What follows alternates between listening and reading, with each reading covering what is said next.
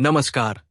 बूढ़ी काकी प्रेमचंद की वो करुण कहानी है जो मनुष्य की संवेदना, स्वार्थ और उपेक्षा के बीच इंसानियत की सच्ची पहचान करवाती है।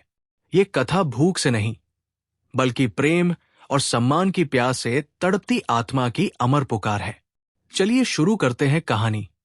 जीवास्वाद के सिवा और कोई चेष्टा शेष न थी और न अपने कष्टों की ओर आकर्षित करने का, रोने के अतिरिक्त कोई दूसरा सहारा ही।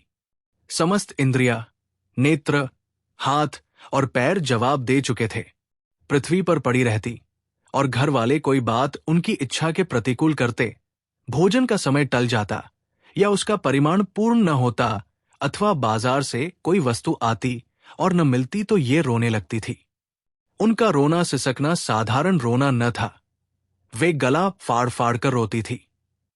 उनके पतिदेव को स्वर्ग सिधारे कालांतर हो चुका था। बेटे तरुण होकर चल बसे थे। अब एक भतीजे के अलावा और कोई न था। उसी भतीजे के नाम उन्होंने अपनी सारी संपत्ति लिख दी। भतीजे ने सारी संपत्ति लिखाते समय खूब लंबे चौड़े वादे किए, किंतु वे सब वादे केवल कुलडिपों के दलालों के दिखाए हुए सब्ज़बाग थे।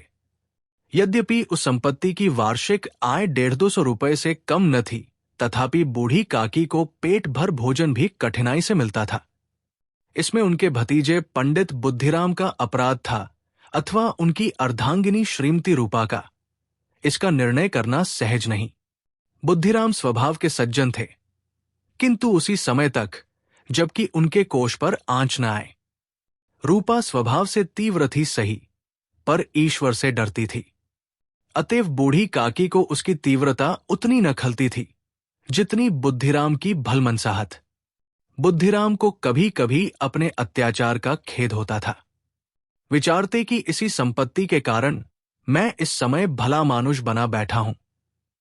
यदि भौतिक आश्वासन और सूखी सहानुभूति से स्थिति में सुधार हो सकता हो, उन्हें कदाचित कोई आपत्ति न होती, परंतु विशेष व्यय का भय उनकी सुचेष्टा को दबाए रखता था। यहां तक कि यदि द्वार पर कोई भला आदमी बैठा होता और बूढ़ी काकी उस समय अपना राग अलापने लगती तो वो आग हो जाते और घर में आकर उन्हें जोर से डांटते। लड़कों को बुढ़ों से स्वाभाविक विद्वेष होता ही है, और फिर जब माता पिता का ये रंग देखते तो वे बूढ़ी काकी को और सताया करते। कोई चुटकी काट कर भागता, कोई इन पर पानी की कुल्ली कर देता। काकी चीख मारकर रोती, परंतु ये बात प्रसिद्ध थी कि वो केवल खाने के लिए रोती है। अतएव उनके संताप और आर्तनाद पर कोई ध्यान नहीं देता था। हाँ, काकी क्रोधातुर होकर बच्चों को गालियां देने लगती तो रूपा घटनास्थल पर आ पहुंचती। इस भय से काकी अपनी जिह्वा कृपाण का कदाचित ही प्रयोग करती थी। यद्यपि उपद्रव शांति का ये उपाय रोने से कहीं अधिक उपयुक्त था। संपूर्ण परिवार में यदि काकी से किसी को अनुराग था तो वो बुद्धिराम की छोटी लड़की लाडली थी। लाडली अपने दोनों भाइयों के भय से अपने हिस्से की मिठाई जबैना बूढ़ी काकी के पास बैठकर खाया करती थी। यही उसका रक्षागार था, और यद्यपि काकी की शरण उनकी लोलुपता के कारण बहुत महंगी पड़ती थी, तथापि भाइयों के अन्याय से सुरक्षा कहीं सुलभ थी। तो बस यही, इसी स्वार्थानुकूलता ने उन दोनों में सहानुभूति का आरोपण कर दिया था। रात का समय था। बुद्धिराम के द्वार पर शहनाई बज रही थी और गांव के बच्चों का झुंड विस्मयपूर्ण नेत्रों से गाने का रसास्वादन कर रहा था। चारपाइयों पर मेहमान विश्राम करते हुए नाइयों से मुक्कियां लगवा रहे थे। समीप खड़ा भाट विरुदावली सुना रहा था और कुछ भावज्ञ मेहमानों की वाह वाह पर ऐसा खुश हो रहा था मानो इस वाह वाह का यथार्थ में वही अधिकारी है। दो एक अंग्रेजी पढ़े हुए नवयुवक इन व्यवहारों से उदासीन थे। वे इस गवार मंडली में बोलना अथवा सम्मिलित होना अपनी प्रतिष्ठा के प्रतिकूल समझते थे। आज बुद्धिराम के बड़े लड़के मुखराम का तिलक आया है, ये उसी का उत्सव है। घर के भीतर स्त्रियां गा रही थी और रूपा मेहमानों के लिए भोजन में व्यस्त थी। भट्टियों पर कड़ाह चढ़ रहे थे। एक में पूड़ियां चौड़ियां निकल रही थी, दूसरे में अन्य पकवान बनते थे।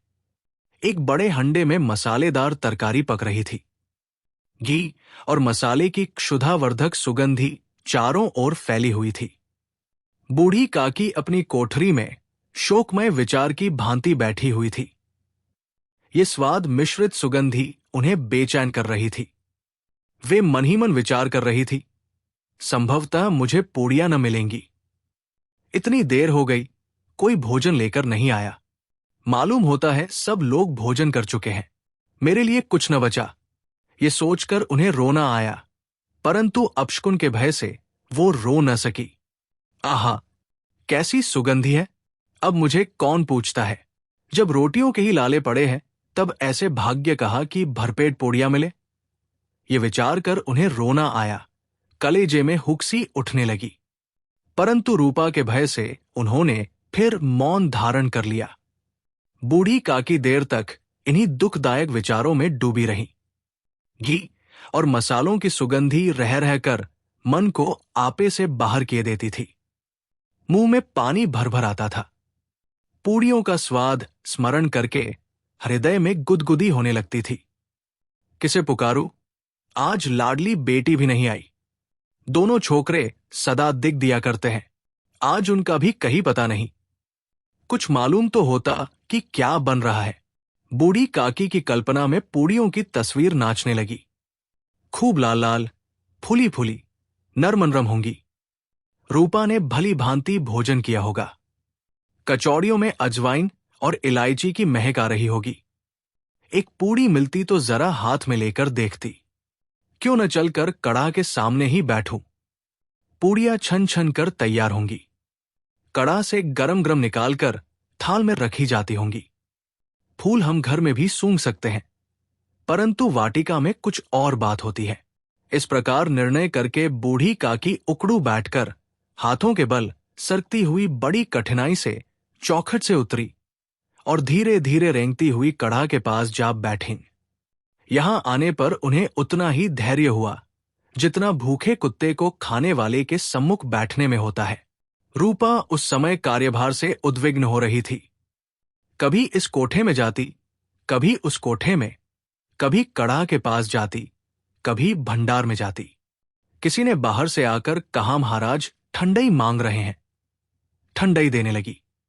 इतने में फिर किसी ने आकर कहा, भाट आया है, उसे कुछ दे दो। भाट के लिए सीधा निकाल रही थी कि एक तीसरे आदमी ने आकर पूछा, भी भोजन तैयार होने में कितना विलंब है? जरा ढोल, मजीरा उतार दो। बेचारी अकेली स्त्री दौड़ते दौड़ते व्याकुल हो रही थी। झुंझलाती थी, कुढ़ती थी, परंतु क्रोध प्रकट करने का अवसर न पाती थी। भय होता कहीं पड़ोसिने ये न कहने लगे कि इतने में उबल पड़ी। प्यास से स्वयं कंठ सूख रहा था। गर्मी के मारे फूकी जाती थी, परंतु इतना अवकाश न था कि जरा पानी पी ले अथवा पंखा लेकर झले। ये भी खटका था कि जरा आग हटी और चीजों की लूट मची। इस अवस्था में उसने बूढ़ी काकी को कड़ाह के पास बैठी देखा तो जल गई। क्रोध न रुक सका। इसका भी ध्यान न रहा कि पड़ोसिने बैठी हुई है। मन में क्या कहेंगी? पुरुषों में लोग सुनेंगे तो क्या कहेंगे? जिस प्रकार मेंढक केंचुए पर झपटता है, उसी प्रकार वो बूढ़ी काकी पर झपटी और उन्हें दोनों हाथों से झटक कर बोली, ऐसे पेट में आग लगे। पेट है या भाड़? कोठरी में बैठते हुए क्या दम घुटता था। अभी मेहमानों ने नहीं खाया, भगवान को भोग नहीं लगा, तब तक धैर्य न हो सका। आकर छाती पर सवर हो गई। जल जाए ऐसी जीभ। दिन भर खाती न होती तो जाने किसकी हांडी में मुंह डालती। गांव देखेगा तो कहेगा कि बुढ़िया भरपेट खाने को नहीं पाती, तभी तो इस तरह मुंह बाए फिरती है। डायन न मरे न मांचा छोड़े। नाम बेचने पर लगी है, नाक कटवा कर दम लेगी। इतनी ठूंसती है न जाने कहां भस्म हो जाता है। भला चाहती हो तो जाकर कोठरी में बैठो। जब घर के लोग खाने लगेंगे तब तुम्हें भी मिलेगा। तुम कोई देवी नहीं हो कि चाहे किसी के मुंह में पानी न जाए, परंतु तुम्हारी पूजा पहले ही हो जाए। बूढ़ी काकी ने सिर उठाया, न रोई न बोली। चुपचाप रेंगती हुई अपनी कोठरी में चली गई। आवाज ऐसी कठोर थी कि हृदय और मस्तिष्क की संपूर्ण शक्तियां, संपूर्ण विचार और संपूर्ण भार उसी ओर आकर्षित हो गए थे। नदी में जब कगार का कोई वृहद खंड कटकर गिरता है तो आसपास का जल समूह चारों ओर से उसी स्थान को पूरा करने के लिए दौड़ता है। भोजन तैयार हो गया है। आंगन में पत्तलें पड़ गई। मेहमान खाने लगे। स्त्रियों ने जेवनार गीत गाना आरंभ कर दिया। मेहमानों के नाई और सेवकगण भी उसी मंडली के साथ, किंतु कुछ हटकर भोजन करने बैठे थे। परंतु सभ्यतानुसार जब तक सबके सब खा न चुके कोई उठ नहीं सकता था। दो एक मेहमान जो कुछ पढ़े लिखे थे, सेवकों के दीर्घाहार पर झुंझला रहे थे। वे इस बंधन को व्यर्थ और बेकार की बात समझते थे। बूढ़ी काकी अपनी कोठरी में जाकर पश्चाताप कर रही थी कि मैं कहां से कहां आ गई। उन्हें रूपा पर क्रोध नहीं था, अपनी जल्दबाजी पर दुख था। सच ही तो है, जब तक मेहमान लोग भोजन न कर चुकेंगे, घर वाले कैसे खाएंगे। मुझसे इतनी देर भी न रहा गया। सबके सामने पानी उतर गया। अब जब तक कोई बुलाने नहीं आएगा, न जाऊंगी। मन ही मन इस प्रकार का विचार कर वो बुलाने की प्रतीक्षा करने लगी। परंतु घी की रुचिकर सुवास बड़ी धैर्य परीक्षक प्रतीत हो रही थी। उन्हें एक एक पल एक एक युग के समान मालूम होता था। अब पत्तल बिछ गई होगी। अब मेहमान आ गए होंगे। लोग हाथ पैर धो रहे हैं। नाई पानी दे रहा है। मालूम होता है लोग खाने बैठ गए। जेवनार गाया जा रहा है। ये विचार कर वो मन को बहलाने के लिए लेट गई। धीरे धीरे एक गीत गुनगुनाने लगी। उन्हें मालूम हुआ कि मुझे गाते देर हो गई। क्या इतनी देर तक लोग भोजन कर ही रहे होंगे। किसी की आवाज सुनाई नहीं देती। अवश्य ही लोग खा पी कर चले गए। मुझे कोई बुलाने नहीं आया है। रूपा चिढ़ गई है, क्या जाने न बुलाए। सोचती हो कि आप ही आवेंगी। वो कोई मेहमान तो नहीं जो उन्हें बुलाओ। बूढ़ी काकी चलने को तैयार हुई। ये विश्वास की 1 मिनट में पूड़ियां और मसालेदार तरकारियां सामने आएंगी। उनकी स्वादेंद्रियों को गुदगुदाने लगा। उन्होंने मन में तरह तरह के मंसूबे बांधे। पहले तरकारी से पूड़ियां खाऊंगी, फिर दही और शक्कर से, कचौरियां रायते के साथ मजेदार मालूम होंगी। चाहे कोई बुरा माने चाहे भला, मैं तो मांग मांग कर खाऊंगी। यही ना लोग कहेंगे कि इन्हें विचार नहीं। कहा करें, इतने दिन के बाद पूड़ियां मिल रही हैं तो मुंह झूठा करके थोड़े ही उठ जाऊंगी। वो उकड़ू बैठकर सरकते हुए आंगन में आई। परंतु हाय दुर्भाग्य, अभिलाषा ने अपने पुराने स्वभाव के अनुसार समय की मिथ्या कल्पना की थी। मेहमान मंडली अभी बैठी हुई थी। कोई खाकर उंगलियां चाटता था, कोई तिरछे नेत्रों से देखता था कि और लोग अभी खा रहे हैं या नहीं। कोई इस चिंता में था कि पत्तल पर पूड़ियां छूटी जाती है, किसी तरह इन्हें भीतर रख लेता। कोई दही खाकर चटकारता था, परंतु दूसरा दोना मांगते संकोच करता था कि इतने में बूढ़ी काकी रेंगती हुई उनके बीच में आ पहुंची। कई आदमी चौंक कर उठ खड़े हुए, पुकारने लगे, अरे ये बुढ़िया कौन है, यहां कहां से आ गई। देखो किसी को छू न दे। पंडित बुद्धिराम काकी को देखते ही क्रोध से तिलमिला गए। पूड़ियों का थाल लिए खड़े थे। थाल को जमीन पर पटक दिया और जिस प्रकार निर्दयी महाजन अपने किसी बेईमान और भगोड़े कर्जदार को देखते ही उसका टेंटुआ पकड़ लेता है, उसी तरह लपक कर उन्होंने काकी के दोनों हाथ पकड़े और घसीटते हुए लाकर उन्हें अंधेरी कोठरी में धम से पटक दिया। आशारूपी वटिका लू के एक झोंके में विनष्ट हो गई। मेहमानों ने भोजन किया, घर वालों ने भोजन किया, बाजे वाले, धोबी, चमार भी भोजन कर चुके, परंतु बूढ़ी काकी को किसी ने न पूछा। बुद्धिराम और रूपा दोनों ही बूढ़ी काकी को उनकी निर्लज्जता के लिए दंड देने का निश्चय कर चुके थे। उनके बुढ़ापे पर, दीनता पर, हदज्ञान पर किसी को करुणा न आई थी। अकेली लाडली उनके लिए कुढ़ रही थी। लाडली को काकी से अत्यंत प्रेम था। बेचारी भोली लड़की थी। बाल विनोद और चंचलता की उसमें गंध तक न थी।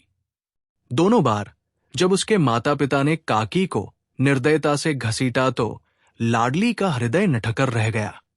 वो झुंझला रही थी कि हम लोग काकी को क्यों बहुत सी पूड़ियां नहीं देते। क्या मेहमान सबकी सब खा जाएंगे? और यदि काकी ने मेहमानों से पहले खा लिया तो क्या बिगड़ जाएगा? वो काकी के पास जाकर उन्हें धैर्य देना चाहती थी, परंतु माता के भय से न जाती थी। उसने अपने हिस्से की पूड़ियां बिल्कुल न खाई थी। अपनी गुड़िया की पिटारी में बंद कर रखी थी। उन पूड़ियों को काकी के पास ले जाना चाहती थी। उसका हृदय अधीर हो रहा था। बूढ़ी काकी मेरी बात सुनते ही उठ बैठेंगी, पूड़ियां देखकर कैसी प्रसन्न होंगी, मुझे खूब प्यार करेंगी।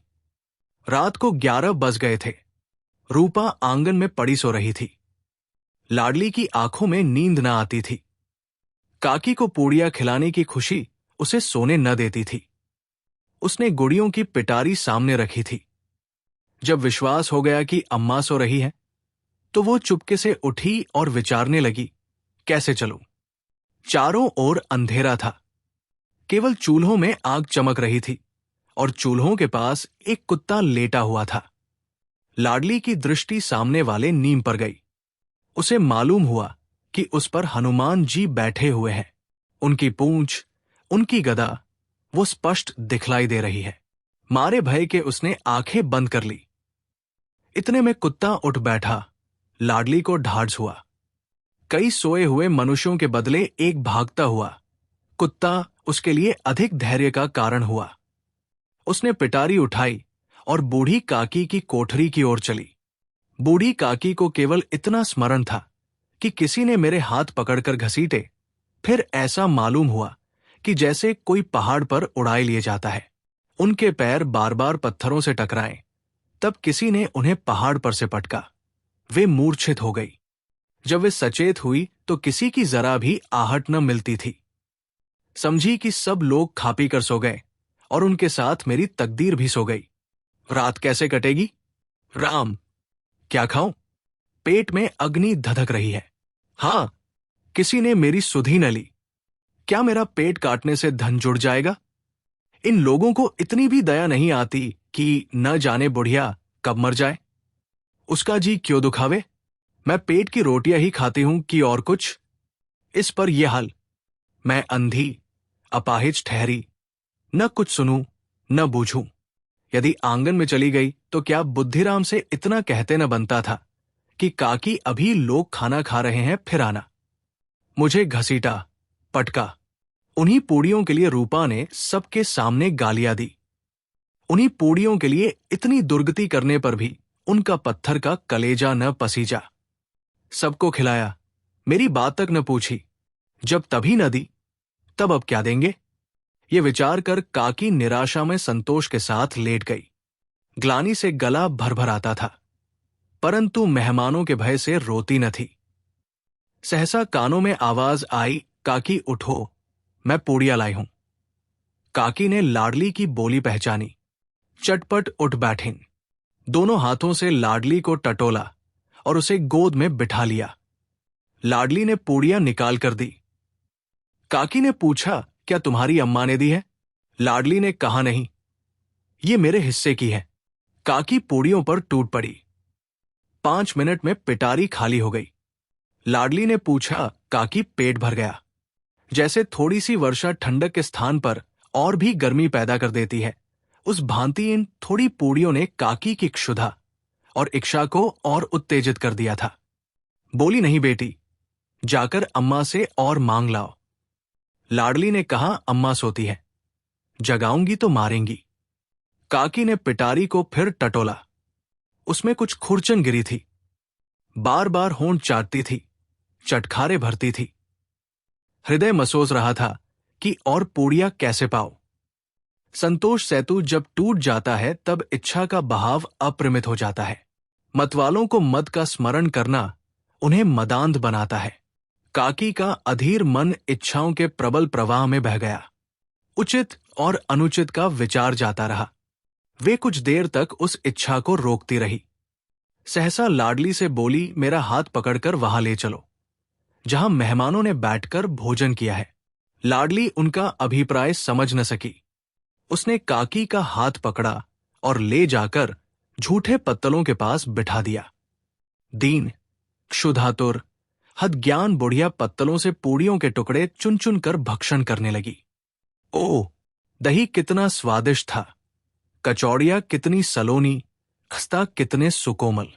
काकी बुद्धिहीन होते हुए भी इतना जानती थी कि मैं वो काम कर रही हूं जो मुझे कदापि न करना चाहिए। मैं दूसरों की झूठी पत्तल चाट रही हूं। परंतु बुढ़ापा तृष्णा रोग का अंतिम समय है, जब संपूर्ण इच्छाएं एक ही केंद्र पर आ लगती है। बूढ़ी काकी में ये केंद्र उनकी स्वादेंद्रिय थी। ठीक उसी समय रूपा की आंख खुली। उसे मालूम हुआ कि लाडली मेरे पास नहीं है। वो चौंकी, चारपाई के इधर उधर ताकने लगी कि कहीं नीचे तो नहीं गिर पड़ी। उसे वहां न पाकर वो उठी तो क्या देखती है कि लाडली जूठे पत्तलों के पास चुपचाप खड़ी है और बूढ़ी काकी पत्तलों पर से पूड़ियों के टुकड़े उठा उठाकर खा रही है। रूपा का हृदय सन्न हो गया। किसी गाय की गर्दन पर छुरी चलते देखकर जो अवस्था उसकी होती, वही उस समय हुई। एक ब्राह्मणी दूसरों की झूठी पत्तल टटोले, इससे अधिक शोकमय दृश्य असंभव था। पूड़ियों के कुछ ग्रासों के लिए उसकी चचेरी सास ऐसा निष्कृष्ट कर्म कर रही है। ये वो दृश्य था जिसे देखकर देखने वालों के हृदय कांप उठते हैं। ऐसा प्रतीत होता मानो जमीन रुक गई, आसमान चक्कर खा रहा है, संसार पर कोई आपत्ति आने वाली है। रूपा को क्रोध न आया। शोक के सम्मुख क्रोध कहा, करुणा और भय से उसकी आंखें भर आई।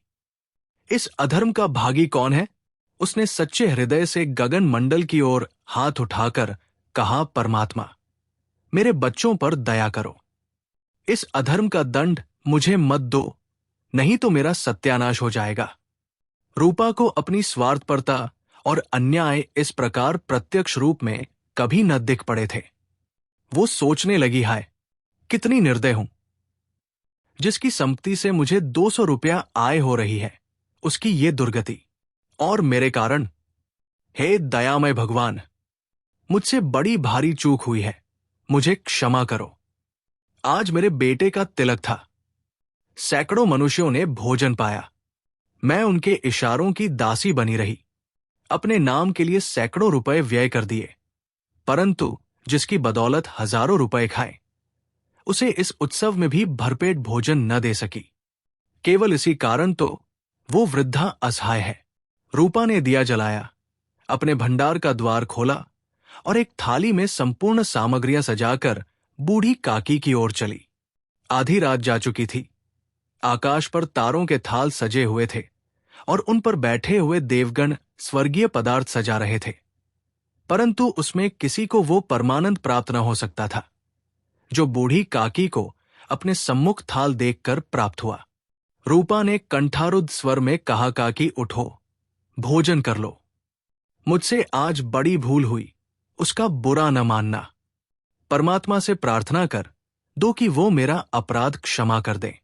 भोले भोले बच्चों की भांति जो मिठाइयां पाकर मार और तिरस्कार सब भूल जाता है, बूढ़ी काकी वैसे ही सब भुलाकर बैठी हुई खाना खा रही थी। उनके एक एक रोए से सच्ची सदिच्छाएं निकल रही थी और रूपा बैठी स्वर्गीय दृश्य का आनंद लेने में निमग्न थी। बूढ़ी काकी हमें सिखाती है कि असली इंसान वही है जिसके दिल में करुणा और सम्मान जीवित हो। अगर आपको ये कहानी पसंद आई हो तो वीडियो को लाइक करें, चैनल को सब्सक्राइब करें और घंटी का बटन दबाना न भूलें।